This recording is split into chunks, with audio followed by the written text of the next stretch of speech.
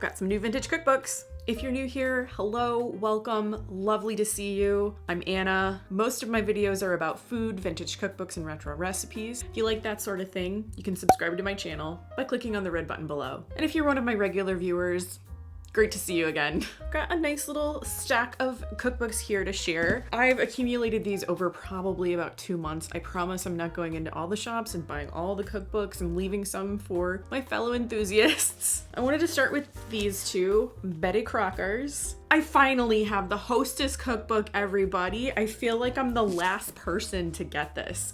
I've wanted the Hostess cookbook for quite some time, but I really wanted to find it in the wild. I did almost purchase it on eBay a couple of times, but then I managed to find this copy at Half Price Books. Isn't she beautiful? Like, I've always loved this shade of blue. This is basically my dream house. That is a bouquet of crudité. The tablescapes and the place settings. Look at this beef Wellington. And there are several menus in here for entertaining. I would love to have some people over and just make one of these menus exactly as it is and see how that goes. I may have to do that, and it would make for a pretty long video though, so we'll see. And then I also found Betty Crocker's Parties for Children. This is awesome as well. I mean, there's tons of just very cute illustrations in here. It's a little delicate. Some of the pages, some of the pages need some help. Look at this section. Ugh.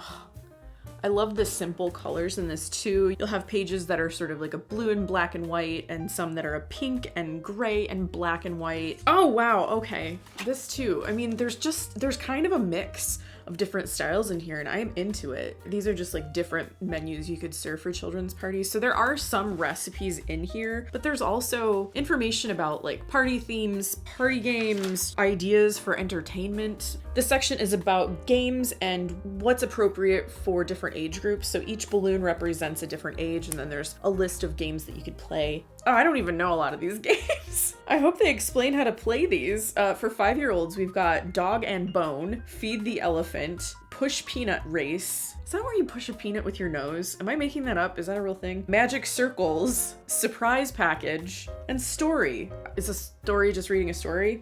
There's a game in here called Smell It. I'm okay. You put different liquids in pill bottles, and the liquids that they have listed are perfume, vinegar, calamine lotion, mouthwash, cough medicine, methylate. Now that's a children's party. Something tells me these games, maybe a few of them would be okay and would be fun for kids today, but probably not all of them. Then I found this. It is The Potato Book by Myrna Davis. Awesome enough that this is an entire book about potatoes, but take a gander at who wrote the foreword of this book. Truman Capote. And I did read the foreword. What I learned is that Truman Capote can only stomach potatoes with caviar, which sounds right.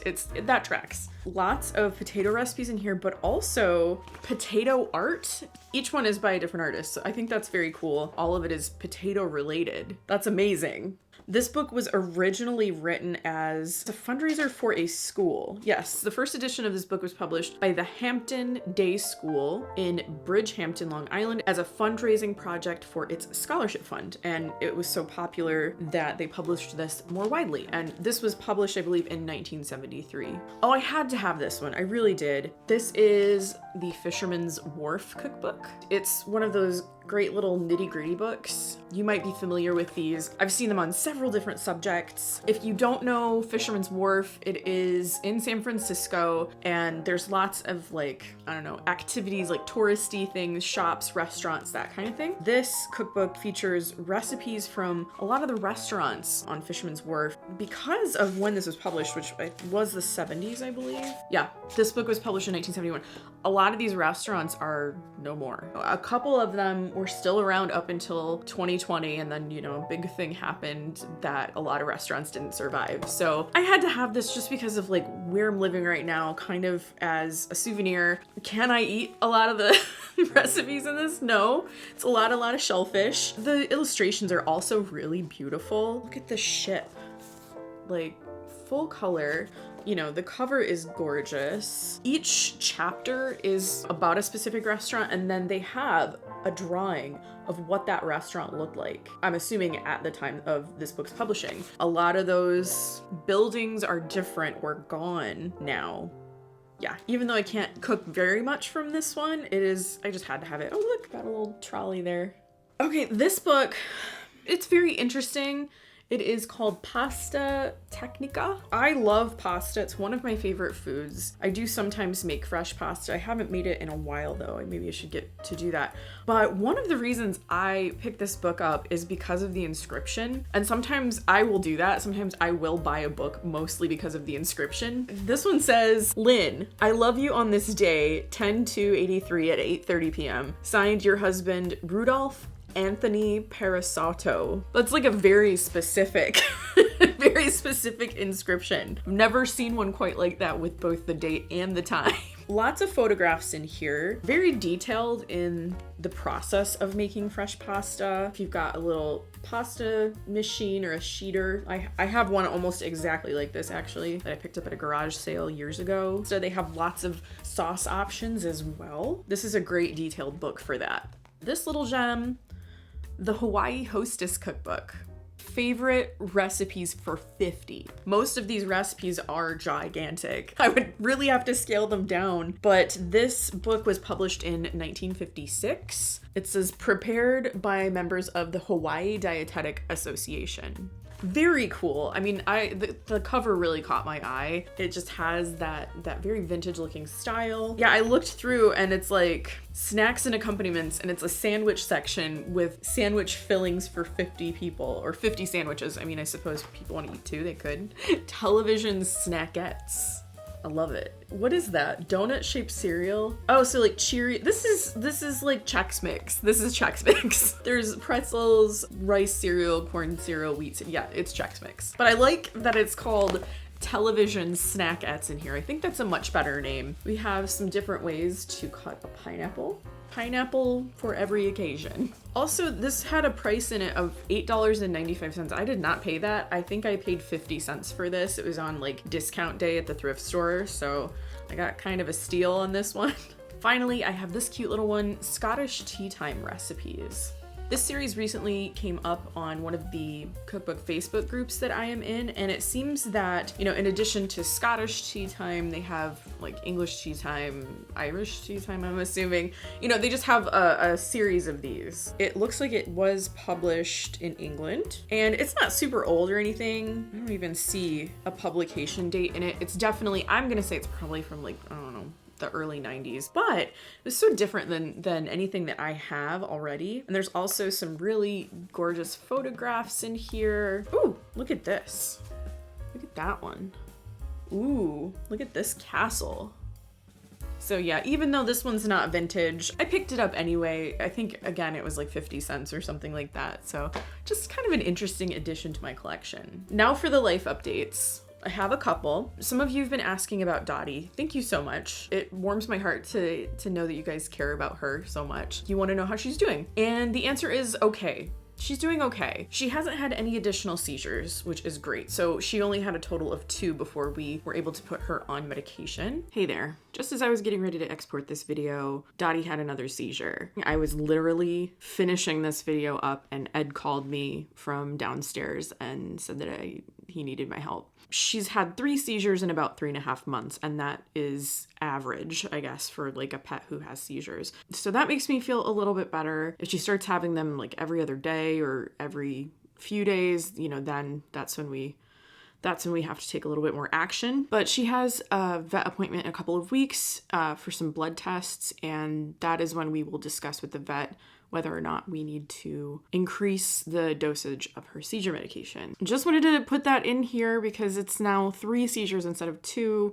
But anyway, back to the video. She has, you know, pills that she takes in the morning, pills at night. We had to put her through a course of eye drops because she had some conjunctivitis in her little eye. I know how hard it can be to get dogs and cats and pets to take medication. I've had people ask me how I get her to take these pills. The answer is beef jerky. We used to do pill pockets when she was just taking one very small pill per day, but the heart pill that she takes twice a day is kind of big. The seizure medication is a little bit bigger, although it is chewable. Before you come at me because I'm giving my dog beef jerky, these are, I'm talking like minuscule, like mere crumbs of beef jerky. She doesn't get very much. She only gets it at pill time, so a little bit in the morning, a little bit in the evening. It makes her very happy, and as long as she's taking her pills, like, that's what matters most here. So she is pretty slow moving at times, and I did take some footage, so I'll put that up here now.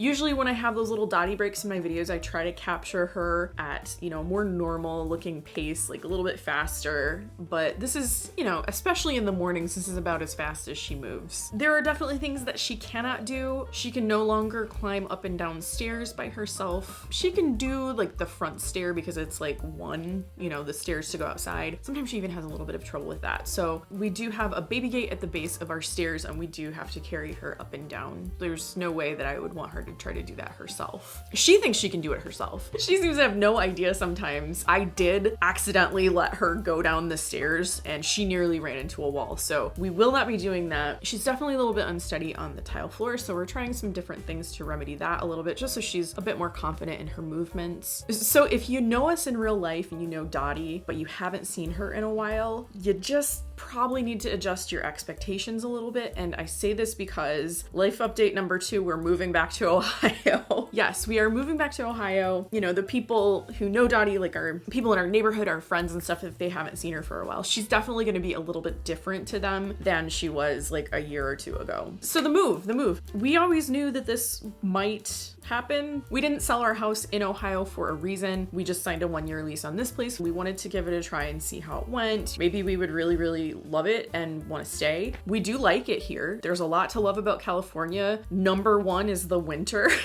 This past winter was probably like the best winter of my life. Having lived in cold places my entire life, A+, would recommend winter in California. We're gonna be moving in late August, so I'm going to try to pre-record some videos like I did last year when we moved here and kind of like schedule those out. I just recently started making some shorts, so maybe I'll try to do a couple of those along the way as we're moving. I'm kind of putting myself on a schedule to try to start filming again in mid-September, so we'll see how everything goes. And you might just see a little bit of a difference in my filming space. Thank you so much for watching. I really do appreciate each and every one of you. If you like this video, please give it a thumbs up and subscribe to my channel by clicking on the red button below. I make content mostly about food, vintage cookbooks, and retro recipes, and try to upload every week. We'll see. Thanks again, and I will see you in my next video. Bye!